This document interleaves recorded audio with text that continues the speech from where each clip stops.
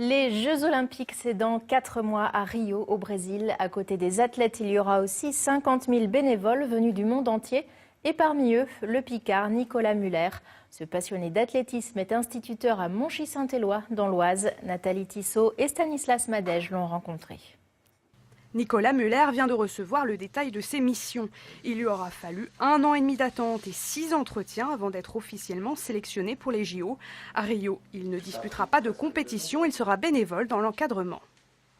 Et votre rôle, c'est quoi? Alors, mon rôle, ce sera d'accompagner les athlètes sur leur site d'entraînement, de veiller à ce qu'ils aient tout ce qu'il leur faut, on va dire au niveau confort, serviettes, boissons, alimentation, et au niveau matériel, régler des haies, ratisser un sautoir, voilà. S'il est indemnisé de ses déjeuners, le billet et le logement sont à sa charge.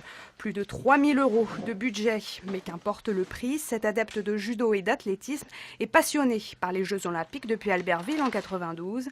Il avait alors 14 ans. Il y avait la flamme olympique qui traversait toute la France pour se rendre en Savoie et qui est passée tout près de chez moi. Et comme beaucoup de monde, je suis allé voir ce passage et je pense que c'est un moment qui m'a marqué.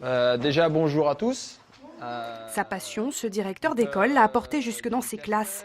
Après avoir emmené ses élèves au JO de Londres en 2012, il accueille aujourd'hui l'ancien cycliste de haut niveau, Jimmy Casper. Ça leur apporte de voir qu'on n'a rien sans faire un minimum d'efforts. Et parfois même, il faut faire beaucoup d'efforts et que tout le monde a ses chances pour y arriver. Et que si on est passionné, si on a envie de faire quelque chose, il faut aller au bout de ses rêves. Nicolas Muller est sur le point d'aller au bout du sien. Le 2 août, il décollera pour le Brésil et pourrait bien y rester aussi pour les Jeux paralympiques avant de retrouver sa classe dans l'Oise.